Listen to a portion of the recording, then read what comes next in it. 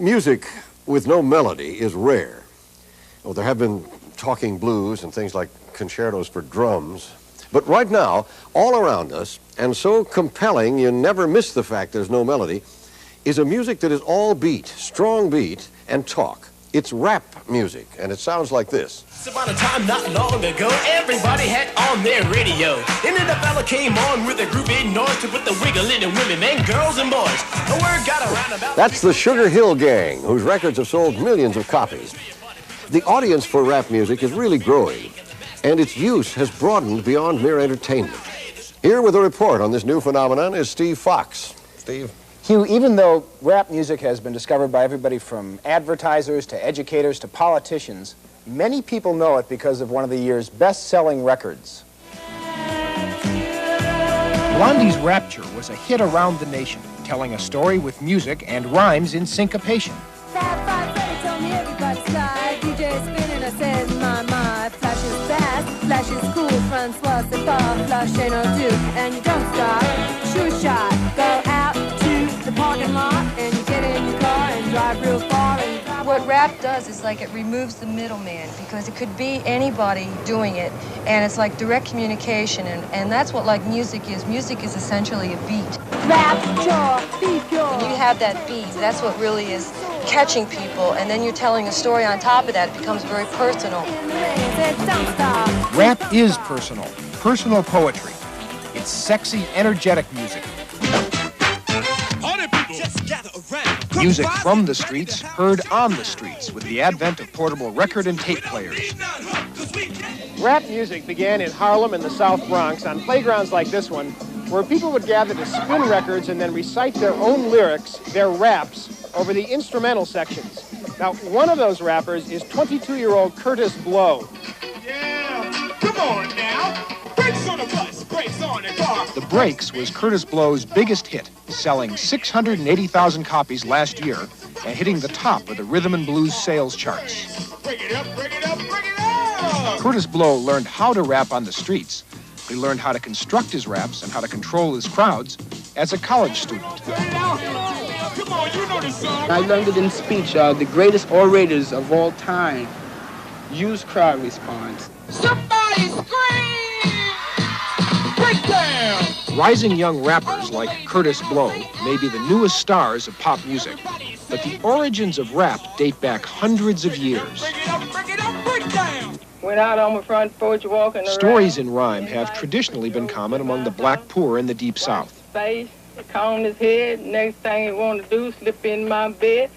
In the interaction between black preacher and congregation lies the roots of the call and response form of most rap songs. The scat singing of the jazz greats comes from the same tradition, as does the verbal virtuosity of musical giants like James Brown.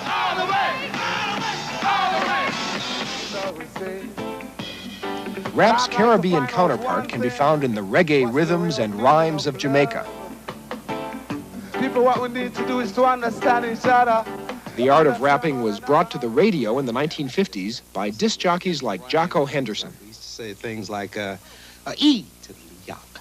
Ho, this is Jock in the back on the scene with the record machine saying goop bop doo. How do you do? The boastful poetry of Muhammad Ali is in the rap tradition. Ali swings to the left, Ali swings to the right. Look at the kid carry the fight. As was the civil rights rhetoric of the appropriately named black leader H. Rap Brown. Because if America don't come round, America should be burnt down. Inner city kids learn rhyme talk in their street games. Come on, girl, let's have some fun. Rap music is a form of self-assertive boasting, a bold, loud statement of individual prowess and adolescent fantasy. You see, I'm 6'1" and I'm tons of fun, and I dress to a T. You see, I got more clothes than Muhammad Ali, and I dress so viciously. It's kind of self-advertisement. It seems to be a kind of tall tale, and that's just a very American sort of thing. But these are very literary in a way, in the way that Mark Twain's short stories were full of tall tales. It's always been a part of what's been happening. There's not much. You got to understand, this comes from a culture where you don't have much to begin with. So how well you use words and put them together, that defines how well you can stand up and walk down the street. What we got here is hard times. I hear you, brother, but what's up with that? Hard times spreading just like the flu. You know I caught it just like you. Prices going up, the dollar's down. You got me falling. Rap music may have been around for years, but the first rap music festival was held only recently at this armory in Harlem. Thousands came here to dance and prance, talk and gawk, and rap with the rapper. This is the Mean Machine, a father-son rapping team. Wayne and Charlie, America's only all-wood rapper. And the funky 4+1. She's the one. You don't necessarily have to understand the words in order to get into the spirit of rap. You just say, I said a hip hop, the hip it to the hip hip hop. You don't stop the rap until the bang bang boogie. Say, jump the boogie. Now, what does it mean? You know, but it hits you a certain way, and that's what it means. Rap music is often heard on city streets blaring from the big boxes. Portable radio and tape players. The big boxes are so much a part of the rap scene that Madison Avenue uses rap commercials to sell the boxes. Get into the power platinum. And when those boxes are turned up, many people are turned off.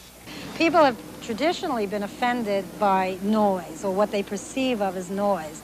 People hated rock and roll 15 years ago. It's outside of their experience. It's not something they really understand. It is very black and very urban, and people are scared of that.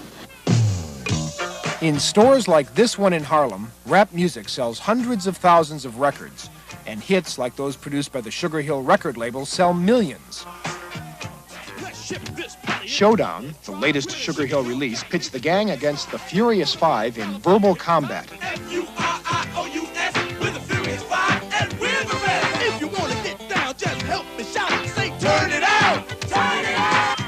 Rap also inspires physical competition. This is called breakdancing, or breaking. Like rapping, it's a competitive display of style, dance as a form of ritual warfare, as the breakers, in this case the Rocksteady crew, try to outdo each other. Competitions between rival groups of breakers have occasionally been misinterpreted by the authorities as gang warfare.